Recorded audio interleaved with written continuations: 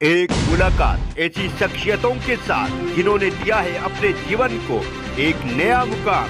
रूबरू कराएंगे ऐसी कुछ हस्तियों के साथ एक खास शख्सियत के साथ मुलाकात जयदेव पटेल के साथ नंबर 1 इंडिया। नमस्कार व्यूअर्स, मैं जयदेव पटेल और आप देख रहे हैं नंबर 1 इंडिया न्यूज। आपका एक बार फिर स्वागत है एक खास शख्सियत के साथ मुलाकात प्रोग्राम में।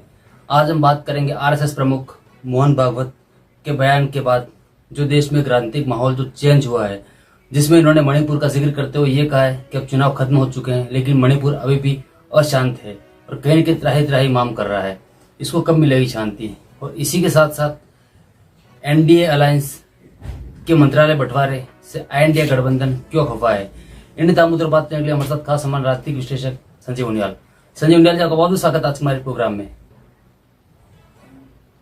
नमस्कार, धन्यवाद जी। संजय उनियाल जी, आपसे मेरा पहला सवाल है कि आरएसएस प्रमुख मोहन भागवत ने एक कार्यक्रम में संबोधित करते हुए एक बड़ा बयान देते हुए कहा है कि मणिपुर 10 साल पहले शांत था और 1 साल से कहीं न कहीं त्राही माम कर रहा है और अब चुनाव भी हो चुके हैं, सरकार का गठन भी हो चुका है, प्रधानमंत्री ने तीसरी बार शपथ भी ले ली है। ऐसे में मणिपुर को टारगेट करते हुए ये बात कहना कि मणिपुर त्राही त्राही माम कर रहा है और कब उससे शांति मिलेगी, कब उससे निजात पाएगा, इसको आप कैसे देखते हो? इसके क्या मायने? यदि एक बहुत बड़े भाषण के बाद 1-1.5 मिनट की एक टिप्पणी, लगभग ये 85 से 90 मिनट का भाषण था सरसंघ चालक राष्ट्रीय स्वयंसेवक संघ के, और तृतीय वर्ष जो हर वर्ष रहता है नागपुर में, वहां पर था ये। और लगभग 900 शिक्षार्थियों ने जब 22 दिन की अथक ट्रेनिंग के बाद वो समापन कार्यक्रम के दौरान उन्होंने 1.5 घंटे का अपने जो भाषण था उसमें 1.5 मिनट में और भी बहुत सारी बातें बोली जो हम अपने अभी आपके माध्यम से दर्शकों को पता लगेगा। तो उसमें एक जिक्र किया कि मणिपुर जो कि हमारा इंटीग्रल पार्ट है और 7 सिस्टर्स में से एक है, तो उसकी भी चिंता अब वर्तमान सरकार करेगी, और एनडीए की प्रशंसा करते हुए उन्होंने ये बात कही जी। संजय उनियाल जी, लेकिन बात यह है कहीं कि विपक्ष इसको कहीं न कहीं अपोजिट डायरेक्शन में सोचते हुए ये टिप्पणी कर रहा है कि मणिपुर को अब कहीं न कहीं आरएसएस प्रमुख को याद आया है, ऐसे में उन्होंने ये टिप्पणी करी है। अपोजिशन से ये भी पूछा जाए कि अपोजिशन को उन्होंने, अगर वो एक बात उठा रहे हैं सरसंघ चालक की, तो अपोजिशन के लिए उन्होंने ये भी बोला है कि एक गलत तरीके से टेक्नोलॉजी का यूज करते हुए सरसंघ चालक जी के एक भाषण को गलत तरीके से पेश करना एक पॉलिटिकल पार्टी ने किया था। तो अपोजिशन को ये भी सोचना चाहिए, और अपोजिशन को ये भी सोचना चाहिए कि उन्होंने कहा था कि बहुत गलत लेवल पे आके आपस में 2 पार्टियां आपस में लड़ने लगी थी, जो कि पॉलिटिकल पॉइंट ऑफ व्यू से, कॉन्स्टिट्यूशन ऑफ इंडिया के पॉइंट ऑफ व्यू से इस डेमोक्रेसी के लिए बहुत हेल्दी नहीं है। तो ये सब बातें अपोजिशन को नेचुरली सोचनी चाहिए। और साथ में उन्होंने प्रेस किया कि आप देखिए, समन्वय बनाना, ग्रोथ बनाना, साइंस, आर्ट और स्पोर्ट्स, इन सब की टेक्नोलॉजिकल ग्रोथ जो है पिछले 10 सालों में हुई है, ये भी उन्होंने कहा है जो अपोजिशन को सोचना चाहिए। जी। संजय उनियाल जी, आरएसएस प्रमुख मोहन भागवत के बयान पर शिवसेना उद्धव गुट के जो नेता है संजय राउत, उन्होंने भी टिप्पणी करते हुए ये कहा कि क्या सरसंचालक जो है राम प्रमुख मोहन भागवत जी, क्या आप प्रधानमंत्री नरेंद्र मोदी को मणिपुर भेज पाएंगे? क्योंकि आज तक प्रधानमंत्री मणिपुर नहीं गए हैं इस घटना के बाद।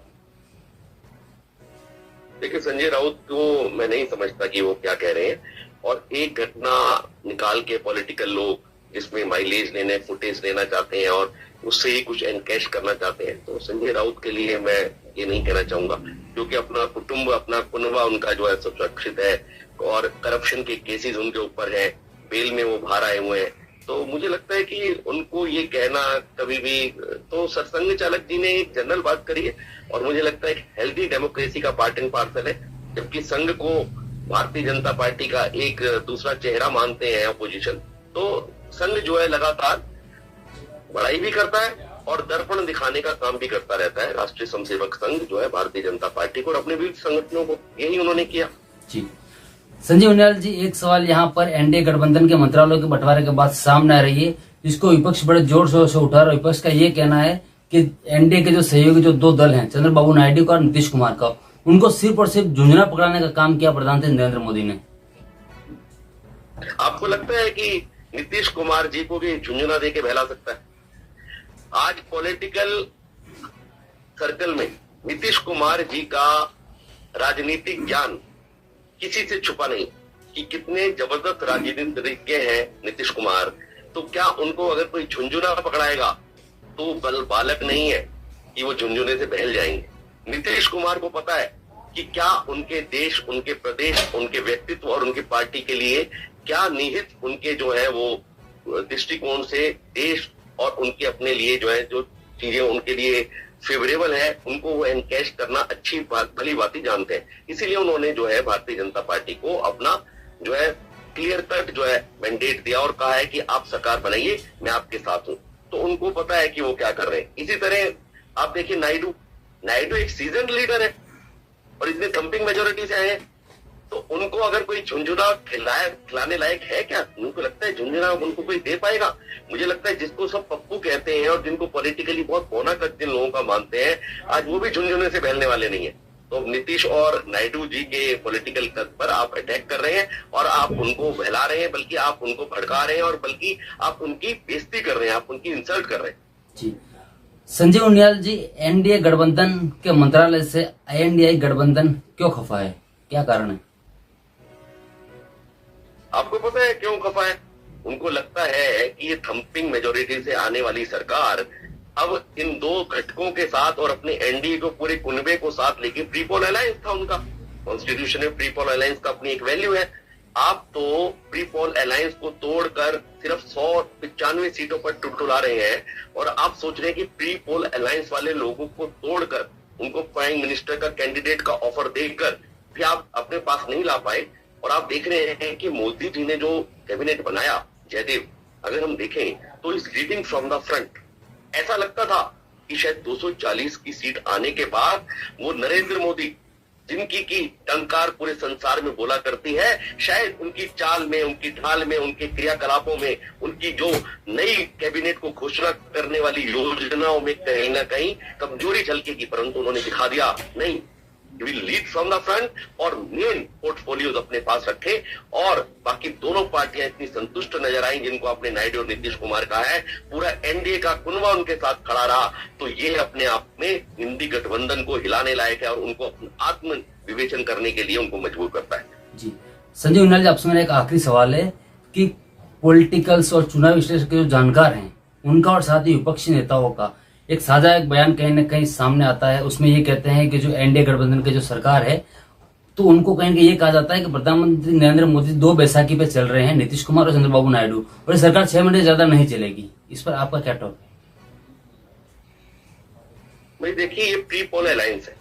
प्री पोल अलायंस में ये मान के चला ही जा रहा था कि जिसकी भी सीटें कम आएंगी, ज्यादा आएंगी, परंतु वो सब मिलकर आगे बढ़ेंगे, 5 साल के लिए आगे बढ़ेंगे। जनता के पास वो मैंडेट लेने के लिए एक साथ गए थे। तो प्री पोल अलायंस बहुत इंपॉर्टेंट अपने आप में कॉन्स्टिट्यूशनल एक गठबंधन है जिसको रिकॉग्नाइज करता है हमारा कॉन्स्टिट्यूशन, और इलेक्शन कमीशन में रिकॉग्नाइज करते हुए उन्होंने इन प्री पोल अलायंस को, इसीलिए सबसे पहले राष्ट्रपति जी ने उनको बुलाया और उनकी सरकार है। और अभी मुझे लगता है जयदेव, अगर आप कहते हो कि कुछ पॉलिटिकल एनालिस्ट लेकर आए, तो मैं भी पॉलिटिकल एनालाइज करके आपको बता रहा हूँ कि सरकार नजर आती है कि बढ़िया से चलेगी।